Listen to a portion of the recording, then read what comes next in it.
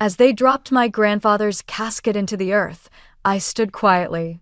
The air was still damp, exactly like the weight in my chest, even though the rain had ceased in time for the burial.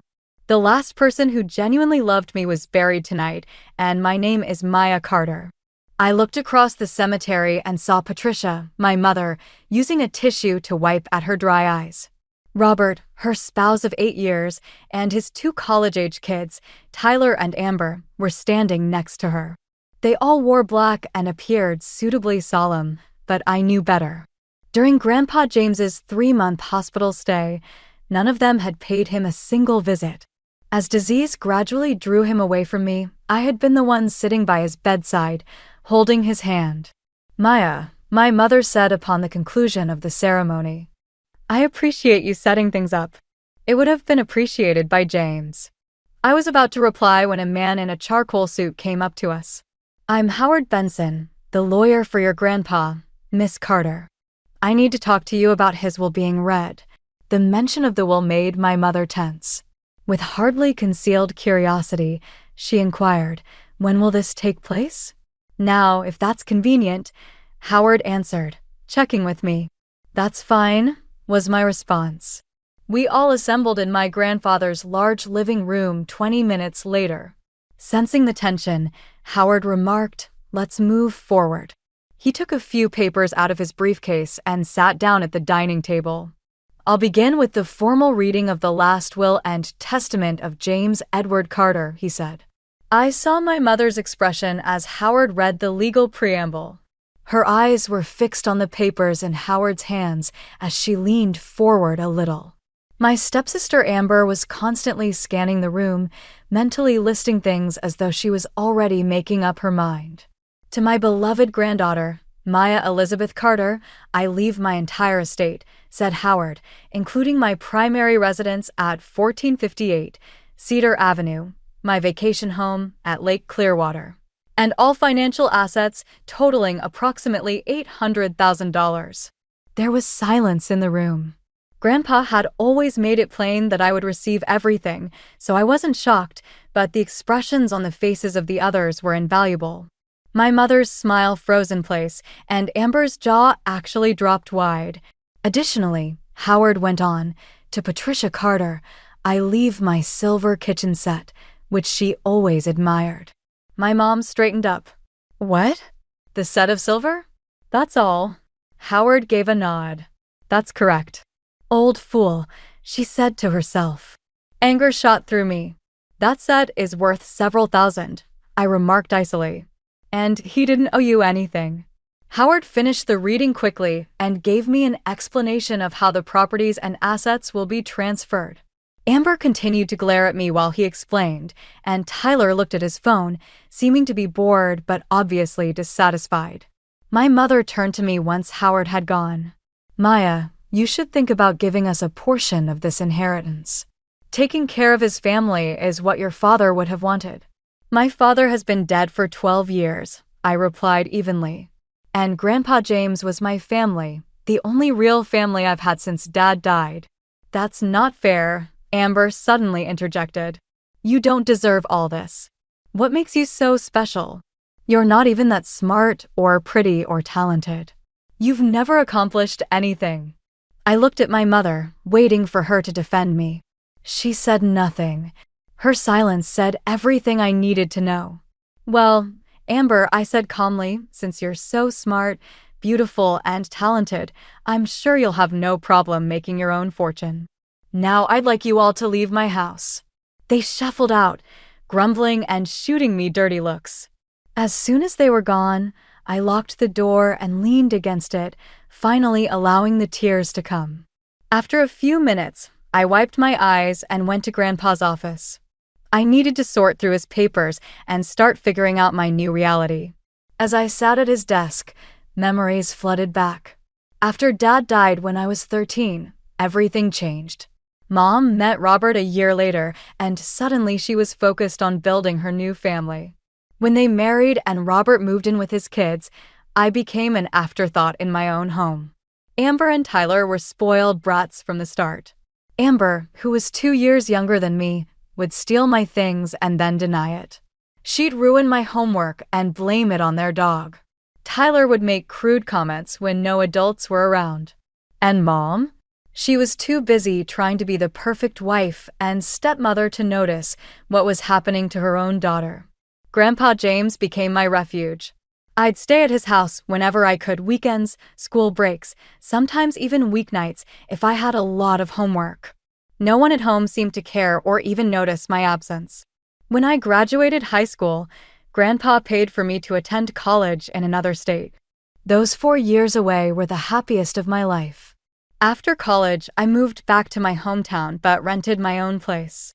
I visited Grandpa several times a week, but I only saw Mom a handful of times, usually by accident, at the grocery store or gas station. She even forgot my birthday last year. Now Grandpa was gone, and I was alone. But at least I had a home, his home, and enough financial security to figure out what I wanted to do next. As I sorted through his papers, I made a silent promise to honor his memory by making the most of the gift he'd given me. Several weeks passed after the funeral. I moved out of my rented apartment and into Grandpa's house. One Saturday morning, I was sorting through some of Grandpa's old books when the doorbell rang. I wasn't expecting anyone, so I approached the door cautiously and checked through the peephole. My mother stood on the porch with Amber beside her. Both wore bright smiles that didn't reach their eyes. I opened the door reluctantly. "Mom? Amber? What are you doing here?"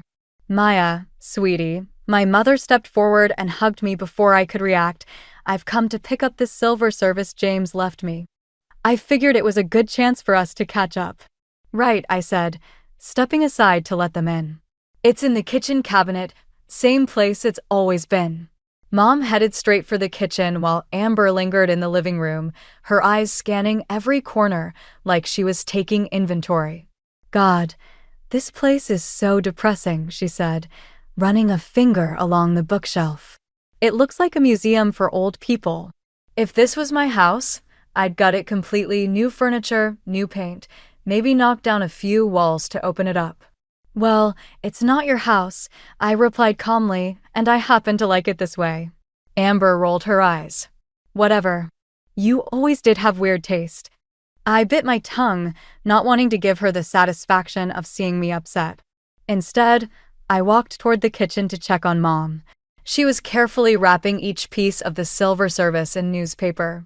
After she finished packing the silver, we stood awkwardly in the entryway. I expected them to leave, but Mom surprised me. "Maya, I've been thinking, we should try to rebuild our relationship.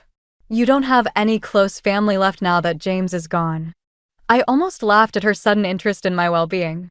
"That's true," I said non-committally. "Why don't you come over for dinner next Saturday? I'll make all your favorites, chicken parmesan, garlic mashed potatoes, and that chocolate cake you loved as a kid." I was about to refuse when something stopped me. Maybe it was curiosity, or perhaps some small part of me still hoped for the mother I'd lost years ago. "Okay," I said finally. "What time?" Mom's smile widened. 6 o'clock, Robert and Tyler will be there too. It'll be a proper family dinner." After they left, I sat on the porch swing trying to figure out what had just happened. Mom hadn't shown interest in my life for years, and now suddenly she wanted family dinners? The timing was suspicious, coming right after I'd inherited a small fortune. But maybe, just maybe, losing Grandpa had made her realize the importance of family. The week passed quickly, and before I knew it, Saturday arrived. I dressed casually in jeans and a sweater, not wanting to look like I was trying too hard. At 6 sharp, I pulled into the driveway of my childhood home. The house looked smaller than I remembered. I hesitated before ringing the doorbell, a flood of memories washing over me. This was where I'd grown up, where I'd played with Dad, where I'd felt safe and loved until I didn't anymore. Robert answered the door. "Maya," he said with a nod, his usual greeting. He'd never bothered with hugs or even handshakes. Inside, Mom bustled around the dining room, setting the table with the silver service she'd just acquired from Grandpa's house. Tyler sat on the couch playing a video game, barely acknowledging my presence. "Maya," Mom called. "You're right on time. Dinner's almost ready." Can I help with anything? I offered. No need, I've got it all under control. Make yourself at home. Make yourself at home. The irony wasn't lost on me. This had been my home once, but now I felt like a stranger here. I decided to wander around while Mom finished in the kitchen. The living room was mostly the same, though the family photos now featured more of Robert's kids than me. I climbed the stairs to the second floor, running my hand along the banister where Dad had once measured my height with pencil marks. Looking for something? Amber's voice came from behind me. Just taking a walk down memory lane, I replied. She followed me up the stairs. I turned your old bedroom into my dressing room, she said with a laugh. You won't need it anymore anyway, right? I said nothing, just kept walking until I reached my old room. The door was open and sure enough, it had been transformed. My pale blue walls were now pink. Where my bed had once stood, there were now clothing racks filled with designer outfits. My desk had been replaced by a vanity table covered in makeup. I headed back downstairs, intending to offer help in the kitchen despite Mom's refusal. As I approached, I heard the clinking of glasses and peered around the corner. Mom was standing at the counter with her back to me, pouring something from a small bottle into a mug. She quickly tucked the bottle into her pocket when she heard the floor creak beneath my feet. Maya, she said, spinning around. I was just making your tea. You still like it with honey, right? Right, I said, my mind racing. What had she put in that mug? I retreated to the dining room, where everyone was gathering. Mom appeared a moment later carrying a tray with drinks. She handed me the mug I'd seen her tamper with. Your favorite tea, she said with a smile that didn't reach her eyes. I forced a smile in return. Thanks, Mom. As everyone settled in and began passing dishes, I noticed that Amber had an identical mug to mine. While Mom was distracted serving Robert, I casually switched our mugs. Everything looks delicious, I said, taking a small sip from my new mug. I watched Mom watching me, her eyes darting to the mug every few seconds. So, Maya, Robert said, breaking the silence, what are your plans for that big house? Seems like a lot of space for one person. I'm not sure yet, I replied. For now, I'm just getting used to living there. The conversation continued, but I was only half listening. I was too busy watching Mom's growing nervousness. I decided to stay longer than planned. I needed to know what was happening, what Mom had tried to do to me.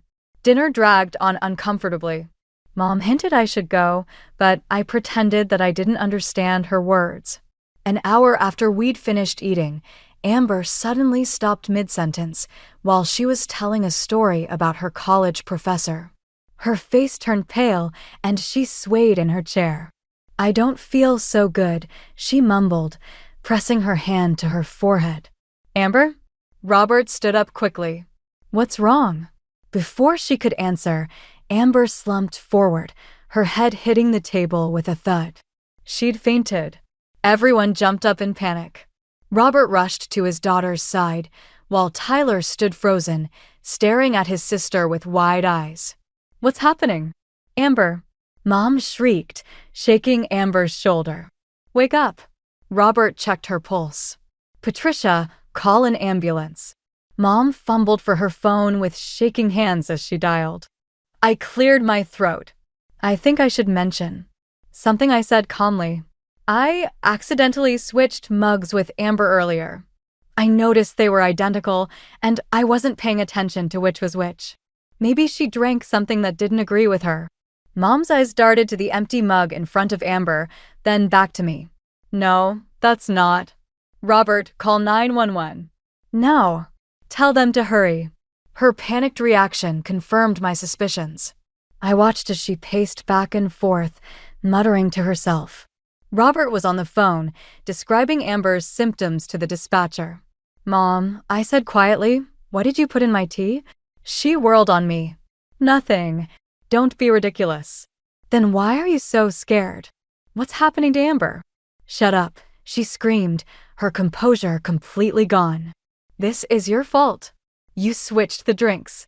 I stepped away and pulled out my own phone, dialing the police. Hello, I'd like to report an attempted poisoning, I said clearly. I believe my mother tried to drug me, but my stepsister got the drink instead. Within minutes, paramedics rushed into the house. As they worked on Amber, I quietly explained what I had seen, Mom adding something to my tea, and my suspicion that she had tried to drug me. The paramedics stabilized Amber and loaded her onto a stretcher. Her blood pressure is dangerously low, one of them told Robert. We need to get her to the hospital immediately. As they wheeled Amber out, police cars pulled up to the house. 2 officers came inside, and I repeated my story. The senior officer, a woman with kind eyes and a firm voice, asked Mom what she had put in the drink. Mom broke down in tears. It was clonidine. I took it from Mrs. Winters when I was cleaning her house last week. She uses it for high blood pressure. I knew it would make Ma's pressure drop, make her dizzy and disoriented while driving. She could have crashed her car. And then, she'd need us to help her recover. She'd have to share some of that money with us. The room fell silent. Even Robert was staring at her in shock. Patricia Carter, the officer said, I'm placing you under arrest for attempted murder. Murder? Mom gasped. No. I didn't want to kill her, just hurt her a little. Drugging someone without their knowledge, especially with a medication that could cause a car accident, shows intent to cause serious harm or death, the officer explained as she handcuffed Mom. As they led Mom out to the police car, she turned to look at me one last time. Maya, please, tell them I didn't mean it. I'm your mother. I said nothing, watching as they put her in the back of the patrol car. Robert came to stand beside me, his face ashen. I had no idea, he said quietly. I swear, Maya, I knew nothing about this. I believed him. Robert had many faults, but he wasn't violent or vindictive, just selfish and indifferent. You should go to the hospital, I told him. Amber needs you. He nodded, grabbing his keys and Tyler's arm. Are you going to be okay? I'll be fine, I said. I need to give my statement to the police, and then I'm going home. After they left, I sat down with the remaining officer and told him everything. The inheritance, Mom's sudden interest in reconnecting, what I'd seen in the kitchen, and the switched mugs. He took careful notes, asking clarifying questions about Mom's behavior and statements. We'll need you to come to the station tomorrow to make a formal statement, he said. And you'll likely be called to testify if this goes to trial. I nodded, suddenly exhausted. I understand. Later, as I drove back to Grandpa's house, my house now reality crashed over me. My own mother had tried to hurt me, possibly kill me, for money. The mother who had once bandaged my scraped knees and read me bedtime stories had become someone capable of calculating harm against her own child. I parked in the driveway but couldn't bring myself to go inside yet. Instead, I sat in the car, tears streaming down my face. Not tears of sadness, but of anger and betrayal. How had things gone so wrong? When had Mom changed so much? Eventually, I wiped my tears and went inside. The house was quiet and still, filled with Grandpa's things with memories of the man who had loved me unconditionally. I ran my hand along the banister, feeling it smooth beneath my fingers. I miss you, Grandpa, I whispered to the empty house. What do I do now? The next few weeks passed in a blur of police stations, lawyers' offices, and courthouse visits. Mom was charged with attempted murder. The evidence against her was overwhelming, her confession at the scene, the clonidine found in her pocket, and the hospital's confirmation that Amber had indeed been drugged with the medication.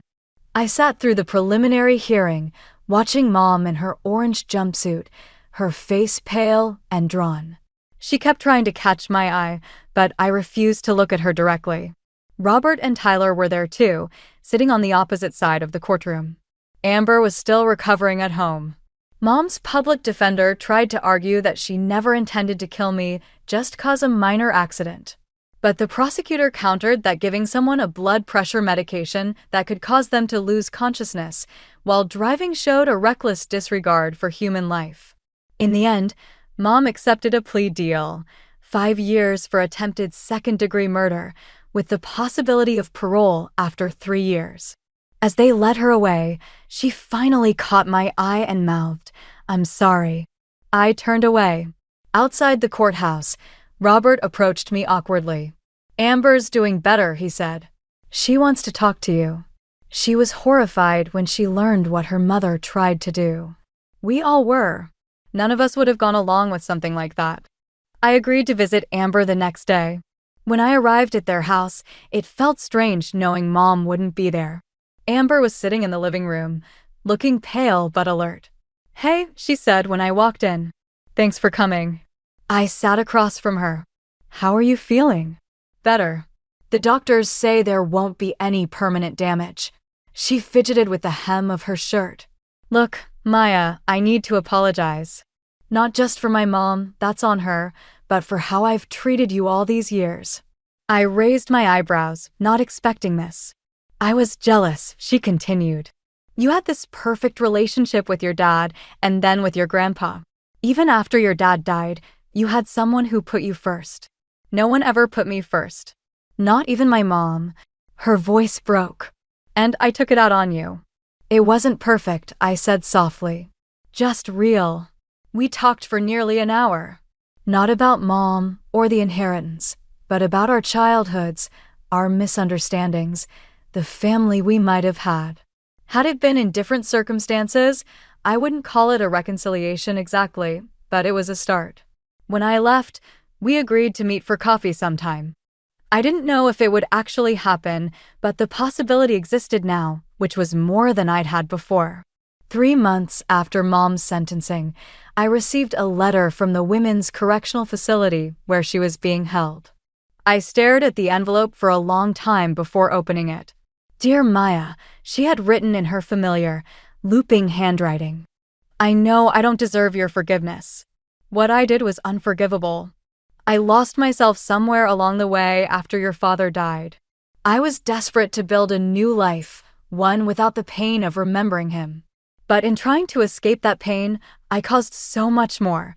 I pushed you away when I should have held you closer. You were all I had left of him, and I couldn't bear to see his eyes looking back at me through yours. I'm not requesting a visit or even a response. I just want you to know that I sincerely regret everything I did, even the horrible act I attempted to do to you. The years of disregard. Putting Robert and his children ahead of you. Forgetting what motherhood is all about. Maya, I'm very sorry. Even if I'm not in your life, I hope you find contentment and serenity one day. Love, Mom." I placed the letter in a drawer on Grandpa's desk after folding it and re-enclosing it in its envelope. I refrained from crying. I didn't think I had to answer. I might someday, but not just yet. Mom wanted more time to consider her options, and I needed time to start my own life without having to live with the guilt of her treachery. And I did just that. 1 year went by, and then another. I redecorated several areas of Grandpa's house while including some of my own design elements. I returned to school to get a master's degree in education, something I had always desired, using a portion of the bequest. I gradually created a life that felt like mine, acquired new acquaintances, and went on sporadic dates. After meeting up for coffee and supper, Amber and I finally became friends. Not intimate, yet polite and occasionally even very affectionate. Tyler left to go graduate school in another state. After selling their home, Robert relocated to a downtown condo. All we did was exchange Christmas cards. Every couple of months, Mom kept writing. Despite reading her letters, I never responded. She wrote about her therapy sessions, her goals and regrets, and the other women incarcerated. She stated in her most recent letter that she will soon be eligible for parole. She didn't ask if she could stay with me after her release or if I would support her release. She seems to realize that some bridges are irreparable. While organizing some old boxes in the attic yesterday, I came upon a photo album that I had never seen before. It was filled with photos of Dad and me riding bikes in the park, opening Christmas presents, and at the beach. We were giggling in every picture. Grandpa wrote the following message in his handwriting on the final page. For Maya, never forget how much joy you brought to your father's life. He remains in you. Holding the album to my chest as I sat there surrounded by dusty boxes, I finally started crying for all I had lost and found. Both Dad and Grandpa had left. Even though Mom was still living, I lost her in a different way. More significantly, I had inherited the ability to love truly and the fortitude to endure loss, in addition to a house and money. I'm sitting on the porch swing of my grandfather's house, which is now my home, now as I write this, watching the sunset paint the sky in pink and orange hues. Dad planted an ancient oak tree the year I was born, and a light breeze stirs the leaves. Its roots are strong and deep, and it now stands taller than the house. I have no idea what the future will bring. Mom may never really comprehend the extent of her treachery, and I'm not sure whether I'll ever be able to forgive her. However, I am aware that I am doing fine, in fact, better than fine. I'm content with my origins and identity. The greatest gift I received from my parents was the understanding that they loved me without conditions. I am still sustained by that love, a silent power that no one can take away. Not even my mother, who attempted to murder me in order to get an inheritance that I would have shared had she asked.